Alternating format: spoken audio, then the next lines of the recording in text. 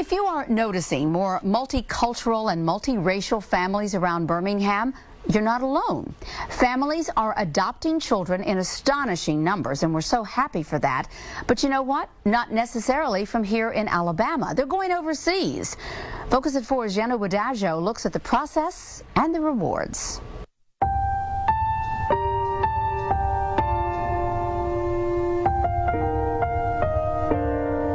We're two peas in a pod. Two peas grown on farms on opposite sides of the planet. The minute I saw his picture, I knew it was just, he was meant to be my son. It was me when I was a little baby. Silas and Marcy Brown have spent every day together since she picked him up from an orphanage in Ethiopia as an infant. It was a conscious decision Marcy made to adopt from overseas. I didn't adopt thinking, well, he's coming into my life. I am just as much coming into his background. She has intentionally sprinkled Ethiopian artifacts throughout her home. You want to show where you were born?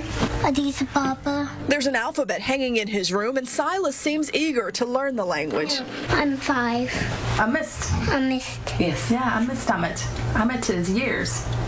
Marcy is part of a booming trend of parents choosing to adopt internationally. Statistics from one of Birmingham's agencies specializing in placing children from overseas shows adoptions have more than tripled from 39 in 2008 to 128 adoptions last year. But Marcy warns the process is not easy. It is not for the faint of heart at all. It's a very emotional process. Parents must go through a background check by both the FBI and the ABI, along with a child abuse clearance. And some parents end up spending upwards of $25,000 to $30,000 adopting each child. It is not something that you do,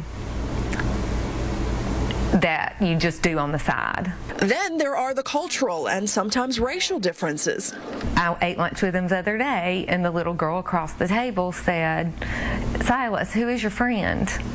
Marcy says the key has been educating Silas about his background before the questions come up at school. And he looked at the little girl and he said, "Well, that's my mommy. I'm brown because I'm from Ethiopia and she was born here." Despite the challenges, Marcy wouldn't have it any other way. She looks forward to watching the boy she calls her angel grow up. Unlike other parents, Marcy has been open with Silas about his adoption and visits his birth mother each time she travels to Ethiopia. To Marcy, it's simply part of who he is. He's got plenty of room in his heart to love us all. In Birmingham, Jenna Wadajo, Focus at 4.